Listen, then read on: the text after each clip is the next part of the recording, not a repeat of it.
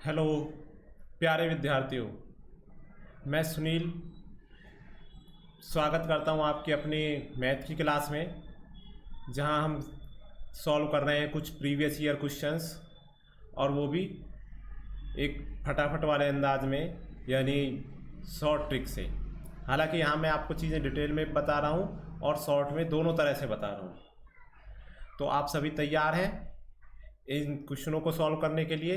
तो copy pencil लेके फटाफट अब हो जाइए तैयार, और जो तैयार हैं वो फटाफट लाइक कीजिए और आगे बढ़ते हैं। तो करते हैं आज के अपने क्वेश्चन सॉल्व और देखते हैं क्या क्या क्वेश्चन है। तो सबसे पहला क्वेश्चन है हमारा √400 प्लस √0.04 माइनस √0.00004, इसकी वैल्यू बतानी है। तो जैसा कि आप क्वेश्चन देख रहे हैं, फटाफट आपने ये चीज़ें सॉल्व कर ली होंगी। देखते हैं किस तरह से करते हैं इनको सॉल्व। अच्छा, ये सभी को पता है 20 होता है। रूट के अंदर जो भी अंडर रूट में पॉइंट की वैल्यू होती है, तो हम देखते हैं कि क्या पेयर बन रहा है। अगर पेयर बन रहा है तो वो अभी सॉल्व हो जाएगा, और यदि पेयर नहीं बन रहा है तो फिर वो डिवीजन मेथड यानी भाग विधि से सॉल्व होगा, जो कि एक प्रोसेस थोड़ा सा लेंथी होगा। खैर, तो यहाँ पेयर बन रहा है, एक जोड़ा बन रहा है, तो 4 का क्या होता है 2, और एक जोड़ा बन रहा है, इसलिए पॉइंट 1 अंक पर लगेगा, है ना। तो हमारे पास क्या आया, सबसे पहले 20 आया, फिर प्लस 0.2 आया। यहाँ पर कितने जोड़े बन रहे हैं जी? 1 2 3, 3 जोड़े बन रहे हैं। 3 जोड़े बन रहे हैं, तो अब आगे माइनस का साइन, और 4 का रूट क्या होता है, हमें तो केवल 4 का रूट देखना है 2। अब क्योंकि 1 2 3 जोड़े बन रहे हैं, तो 3 अंक के बाद पॉइंट लगेगा, 1 2 और यहाँ पे लगेगा पॉइंट, ठीक है, ये माइनस। अब ये चीज़ें हम सॉल्व कर लेंगे, बड़ा आसान है। तो सबसे पहले 20.2 और इससे माइनस करना है 0.002। अच्छा, ये माइनस कैसे होगा? जिनको आती हैं चीज़ें उन्होंने फटाफट कर लिया होगा, और जिनको नहीं आती हैं वो एक बार समझ लेंगे। खैर, इसे हम फटाफट कर लेते हैं। हम यदि यहाँ पे 3 अंक है तो यहाँ भी 3 अंक कर सकते हैं, लास्ट में 0 बढ़ाकर, लास्ट में कितनी भी 0 हम यहाँ पर चाहें तो बढ़ा सकते हैं, यहाँ पर इस तरह से। तो ये 200 हो गया।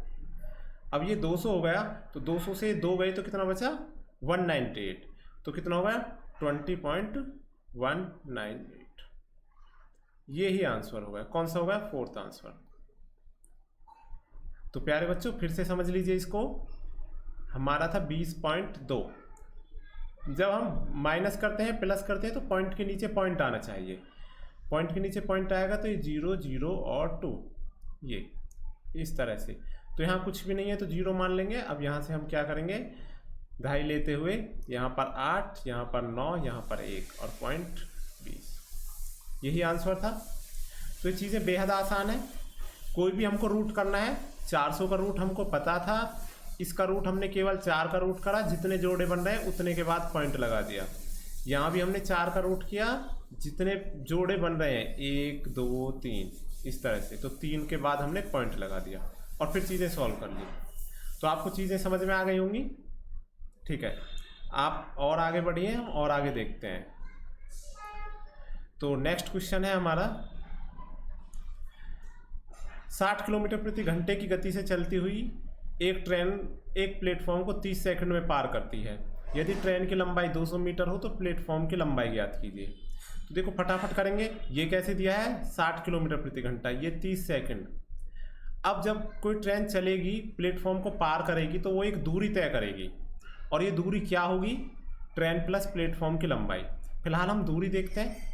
तो जब भी कोई ट्रेन किसी प्लेटफॉर्म, पुल या किसी को भी पार करती है, तो दूरी क्या होती है? दूरी होती है ट्रेन प्लस जो भी दिया है, या तो प्लेटफॉर्म दिया है, या पुल दिया है, या सुरंग दी है, या दूसरी ट्रेन दी है। दूसरी ट्रेन की लंबाई, ये दोनों जुड़ जाते हैं, ये ही दूरी होती है। तो यदि हमें प्लेटफॉर्म की लंबाई चाहिए, ट्रेन की हमको पता है, तो पहले हमें दूरी निकालनी होगी, है ना बच्चों। और यदि हमें दूरी निकालनी है तो दूरी का फॉर्मूला आप सभी को पता है। दूरी बराबर क्या होता है? दूरी बराबर होता है समय इंटू चाल, या चाल गुणा समय, चाल गुणा समय। आओ फटाफट अब क्वेश्चन पर आते हैं। हमें चाल दी है कैसे? 60 किलोमीटर प्रति घंटा, और समय कैसे दिया है? सेकंड में। तो सबसे पहले चाल दी है 60, ये किलोमीटर प्रति घंटा में दिया है, समय सेकंड में दिया है, तो इसमें किसकी गुणा कर लेंगे? 5/18 की, और ये हो गया 30 की गुणा। अब इसे काट लेंगे, 6 से कट गए 10 बार, 6 से कट गए 3 बार, और 3 से कट गए 10 बार। 10 पंजे 50 गुणा 10 500, ये हो गई कुल दूरी। ठीक है, जब ये कुल दूरी हो गई बच्चों, तो अब कुल दूरी क्या होती है? Train plus platform. तो ट्रेन आपकी 200 है, तो प्लेटफॉर्म कितना बचा? प्लेटफॉर्म बचा 300। हमारा आंसर क्या हो गया? फर्स्ट। ये हमारा आंसर हो गया। ऐसे नहीं कि आप पहले रखो और काटो, ऐसे कर लेनी चाहिए हमको। 500 है, 200 ट्रेन हो गई, तो बचा प्लेटफॉर्म 300। ये कुछ फॉर्मूले हैं जो आपको याद रखने हैं, ये सभी हमारे बेसिक्स में है। ऐप में इन सभी की वीडियो आपको मिलेंगी। आप आगे जैसे जैसे बढ़ते जाएंगे, फटाफट ये वीडियो होती चली जाएंगी, तब तक आप बीच बीच में इस तरह से प्रैक्टिस सेट लगाएंगे, जिनसे अपनी तैयारी का हमको अंदाज़ा होता रहेगा, और हम अपनी तैयारी को अच्छी दिशा में ले जाएंगे, और हम लेंगे 15 आउट ऑफ 15 किसमें? मैथ में। और भी सब्जेक्ट हम साथ के साथ इसी तरह तैयार करेंगे। सभी चीज़ें आपको यहाँ पर मिलेंगी, तो आप बस ज़्यादा से ज़्यादा शेयर कीजिए, अपने दोस्तों को बताइए, और अपनी तैयारी को मजबूत कीजिए। खैर, और एक और अगले क्वेश्चन पर आते हैं। 2 वर्गों की भुजाओं का योग अलग अलग 68 और 60 सेंटीमीटर, 68 और 60 सेंटीमीटर है। तीसरा वर्ग जिसका क्षेत्रफल दोनों के क्षेत्रफल के अंतर के बराबर है का परिमाप ज्ञात करो। तो बच्चों देखते हैं इस क्वेश्चन को। भुजाओं का योग, वर्ग में भुजाओं का योग क्या होता है? वर्ग में भुजाओं का योग होता है 4a। इसी को हम क्या बोलते हैं? परिमाप भी बोलते हैं। अच्छा हाँ, आगे कहा तो है परिमाप। परिमाप यानी वर्गों की भुजाओं का योग, यही परिमाप होता है। कैसे?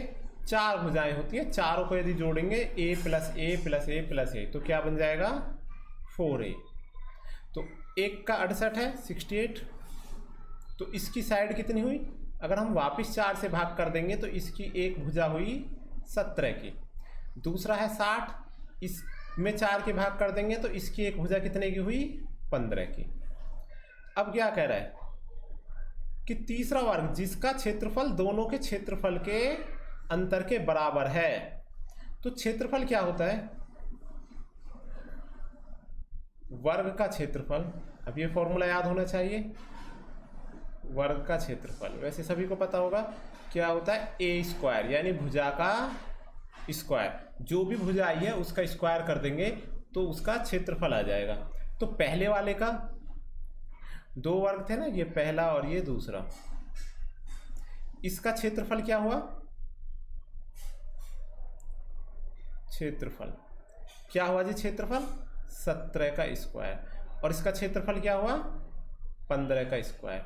और यदि क्षेत्रफल के अंतर की बात करूं, क्षेत्रफल का अंतर, तो दोनों के अंतर को माइनस कर देंगे, बस यही तो करना है।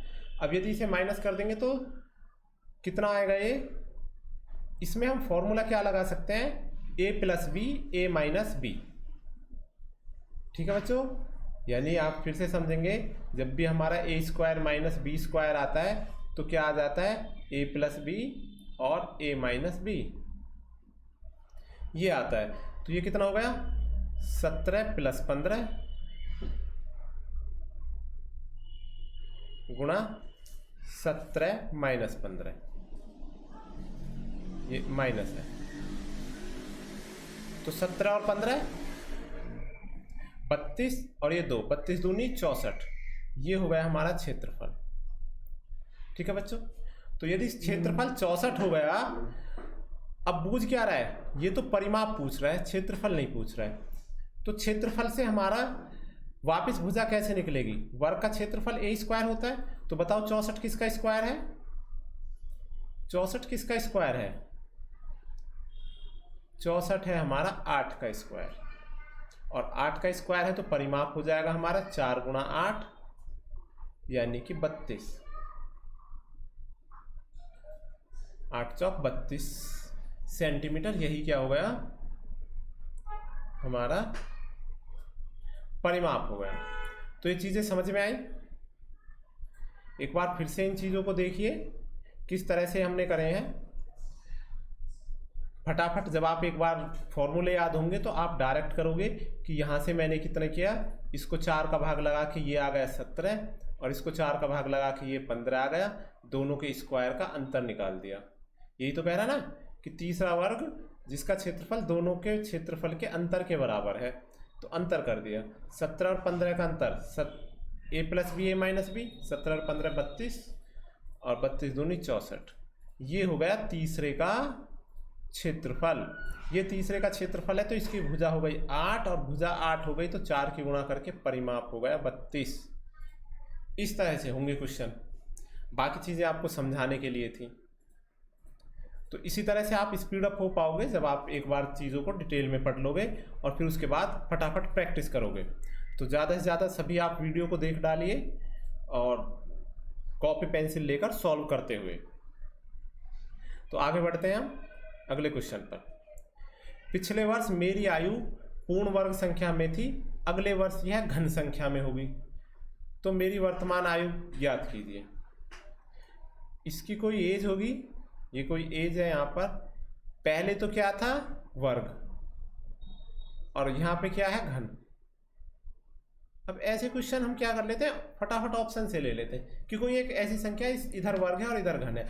सबसे पहले जैसे यहाँ पे बहुत सारे ऑप्शन है, हमने यही ऑप्शन लिया 26, तो इससे पहले क्या आता है? 25, और बाद में क्या आता है? 27। तो 25 क्या है? वर्ग है किसका? 5 का, और 27 क्या है? घन है किसका? 3 का। तो यही आंसर हो गया, और कोई आंसर नहीं बनेगा। 24 है, इससे आगे और पीछे वर्ग और घन नहीं आते। 25 से आगे पीछे क्या आता है? 24 और 26 जो वर्ग घन नहीं है, और ये भी 26 और 28 ये भी वर्ग घन नहीं है। तो एज क्या हो गई? 26। खैर ये तो चुटकियों का क्वेश्चन था, बस आपको फटाफट क्वेश्चन समझना था कि पहले वर्ग और बाद में घन। अगला देखते हैं। 70 पैसे और 2 रुपये का अनुपात। कितना आसान क्वेश्चन है। अनुपात निकालते हैं तो चीज़ों को एक समान करते हैं। 70 पैसे तो 2 रुपये को भी पैसे में बनाओ। कितने हो गए? 200। ये कट गई 0 से 0, क्या बचा? 720। यही आंसर हो गया। बेहद आसान क्वेश्चन आए हैं। ये सभी क्वेश्चन आए हुए क्वेश्चन हैं और उन्हीं को हम यहाँ पर पढ़ रहे हैं। यदि एक वृत्त का अर्धव्यास, अर्धव्यास क्या होता है? रेडियस यानी त्रिज्या होती है। कहीं त्रिज्या लिख देगा, कहीं अर्धव्यास लिख देगा, याद रखनी है चीजें आपको। यदि एक वृत्त का अर्धव्यास 10% बढ़ाया जाए तो उसका कुल क्षेत्रफल कितना बढ़ जाएगा? तो किस तरह से होंगे, जिसमें अब आप यहाँ फॉर्मूला लिखेंगे। आपको पहले फॉर्मूला पता होना चाहिए। क्षेत्रफल का क्या फॉर्मूला होता है? पाई आर स्क्वायर। तो आर कितनी बार हो रहा है? 2 बार, आर का स्क्वायर। ठीक है जी। तो जब भी 2 बार हुआ करे तो देखो कई ट्रिक है इसकी, हम इसको डायरेक्ट भी समझ लेंगे। 2 बार हो तो इसमें हम एक फॉर्मूला लगा सकते हैं। क्या? X A plus B plus A B बट्टे 100। एक तो तरीका ये है। 2 बार है ना, ये भी 10, ये भी 10, और ये कितना? 10 गुणा 10 बट्टे 100। कितना होगा टोटल? 21। ये तरीका है। और तरीके और भी कई हैं। आपको जो डिटेल की क्लास है उनमें बहुत से तरीके मिलेंगे, और ये ऐसे क्वेश्चन तो आपको रट जाएंगे। जब आप वहाँ पढ़ोगे तो ये चीज़ें तो आपको रट जाएंगी, यानी ये कभी सॉल्व नहीं करनी पड़ेंगी। 10% है तो 10, ये आर स्क्वायर है तो 2 बार बढ़ा है, तो 100 से कितना हुआ? पहले 10 बढ़ा तो कितना हुआ? 110। इसमें भी 10 बढ़ा तो कितना हुआ? 121। 10%। कैसे हुआ, पहले इसका 10 बढ़ा, फिर इसमें से 10 बढ़ा, इसका 10 होता है 11, 21, तो टोटल कितना बढ़ गया 21, ये 21 हो गया। और तरीका क्या है, और तरीका ये है कि पुराना आर है 2 बार है, तो पुराना आर माना 100 और नया आर कितना माना 10% अधिक यानी 110। तो जब आप इसको सॉल्व करेंगे तो सॉल्व होके कितना आएगा, हाँ जी, सॉल्व होके आप इसको काटोगे तो देखना है कि कितना अधिक आएगा, और डायरेक्ट परसेंट में निकालना है तो सीधी गुणा 100 कर देनी है। तो ऊपर कितना आ गया 110 गुणा 110 बटे 100 गुणा 100 गुणा 100, 100 से 100 कट गया, इससे ये 2 जीरो से ये 2 जीरो कट गए, तो बचा क्या हमारा 11 11 121, 121 क्या हो गया 21% अधिक, क्या हो गया बच्चों 21% अधिक हो गया है। ऐसे ही इसके तो बहुत से तरीके हैं, एक बार आप इनको क्वेश्चनों को डिटेल में जहाँ कर रहे होंगे, जब हम शुरू से बताते चलेंगे तो कोई चांस ही नहीं बनेगा कि आप इन क्वेश्चनों को छोड़ें, यानी इन क्वेश्चनों को तो सॉल्व करने की ज़रूरत भी नहीं पड़ेगी, इतनी अच्छी तरह से हम इनको करेंगे। आगे देखते हैं, एक स्कूल में 60% छात्राएं हैं, यदि कुल छात्राओं की संख्या 690 हो तो कुल विद्यार्थी ज्ञात कीजिए।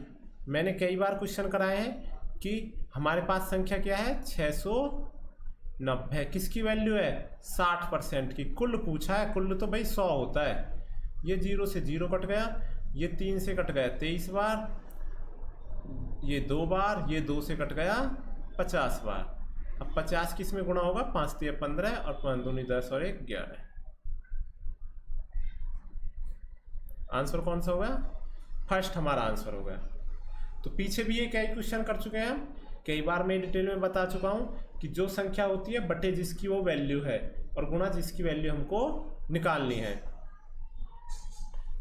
आगे बढ़ते हैं, तो अभी हम इतने ही क्वेश्चन करते हैं, अगली वीडियो में और क्वेश्चन करेंगे। तब तक आप अपना प्यार बनाए रखिए, ज़्यादा से ज़्यादा शेयर कीजिए, अपने कमेंट्स कीजिए, जो भी आपको चीज़ें समझ में नहीं आ रही हैं, जो भी आपको लग रहा है कि ये स्किप हो गया, ये नहीं समझ पाए हम, वो सब आप कमेंट सेक्शन में लिख दीजिए, जिससे पता लगे और हम उनको अगली वीडियो में उन चीज़ों को सुधार कर और अच्छे से आपको कर पाएँ, समझा पाएँ, यानी जो आपकी ज़रूरत है हम उनको प्रॉपर समझ पाएँ। तो तब तक के लिए थैंक यू वेरी मच। आप इसी तरह शेयर करते रहिए और ज़्यादा से ज़्यादा अपनी पढ़ाई को अच्छी कीजिए। ठीक है, धन्यवाद।